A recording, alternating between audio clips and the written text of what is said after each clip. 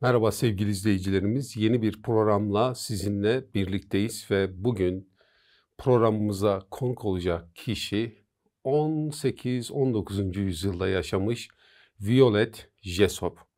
Kendisi Batmaz Kadın lakabıyla tanınan bir gemi hostesi. Enteresan bir hikayesi var. Aslında 1887'de Arjantin'de doğduktan sonra babasını genç yaşta kaybettikten sonra İngiltere'ye döner. Annesi rahatsızlanınca aileye bakmak için gemilerde çalışmaya başlar. Ve ilk çalıştığı gemi Olympic isimli gemi. 1908'de burada çalışmaya başlıyor fakat 1911'de bir kaza oluyor ve Olympic başka bir gemiyle, bir savaş gemisiyle çarpıştığı için ciddi zarar görüyor ve ilk kaza Violet bu kazadan kurtuluyor hiçbir şekilde yara almadan. Fakat bundan bir yıl sonra Titanic'te çalışmaya başlıyor. Titanic'i bilirsiniz. İlk yolculuğunda batan bir gemi ki o gemiyi yapan mühendisin çıkıp Tanrı bile bu gemiyi batıramaz diye iddia ettiği o gemi bir buzdağına çarpıyor ve ilk yolculuğunda batıyor. Ve o yolculukta Violet de var. Violet yine aynı şekilde orada zarar görmüyor. Hatta kendisine verilen bir bebeği de yanına alarak kurtuluyor. Bebeği de kurtarıyor, başka insanları da kurtarıyor. 1916'da tabii ki bu gemi kazaları bitmiyor. Fakat en ilginç olan şey çalışmaktan da vazgeçmiyor. Çalışmaya devam ediyor. 1916'da Britannic isimli başka bir gemide yine bir kaza oluyor. Bu gemi bir mayına çarpıyor Birinci Dünya Savaşı sırasında ve o gemi de aynı şekilde batıyor. Fakat Violet'e yine hiçbir şey olmuyor. Bütün bu kazalar 1908'den 1950'ye kadar devam eden süreç içinde Violet Jessop çalışmaktan vazgeçmiyor. Böyle bir büyük kaza geçirdi. Vazgeçmek yerine onu bırakıp başka bir sektöre yönelmek yerine kararlı bir şekilde orada çalışmaya devam ediyor. Güzel bir hayat oluyor. 83 yaşına kadar hayatını sürdürüyor ve bu dünyadan ayrılıyor. Aslında denizcilik tarihinde ismi çok bilinen ve bütün bu kazalara, batan gemilere rağmen batmayan bir kadın olarak denizcilik dünyasında insanlar tarafından tanınıyor.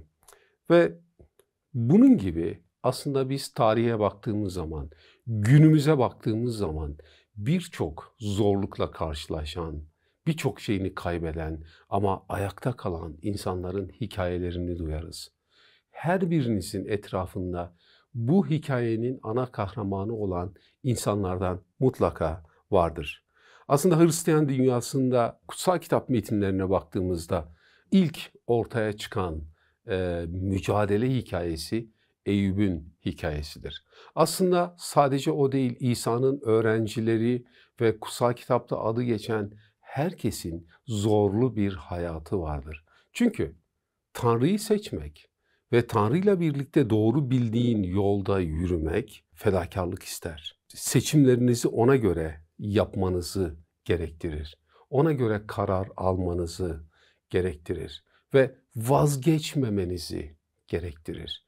Nasıl bizim bu Violet Jessop vazgeçmediyse, devam ettiyse ve hep ayakta kaldıysa ki bu bir belki şans, belki bir azim, belki öyle bir inanç. Fakat işin içine Tanrı'yı da koyduğumuzda Tanrı'yla birlikte her şey mümkün. Çünkü beni kuvvetlendiren aracılığıyla her şeyi yapabilirim diyor Tanrı'nın sözünde.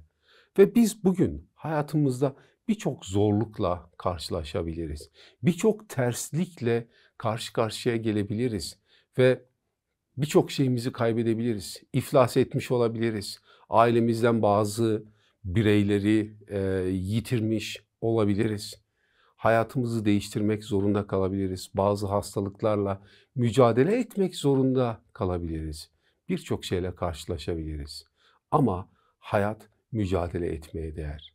Ve bu yolculukta Tanrı'nın sizinle birlikte yürüdüğünü siz görebilirsiniz. Örneğin Romalılar 5. bölüm 3 ve 4 arasındaki ayetlerde yalnız bununla değil sıkıntılarla da övünürüz. Çünkü biliyoruz ki sıkıntı dayanma gücü Tanrı'nın beğenisini, Tanrı'nın beğenisi de umudu yaratır diye yazar.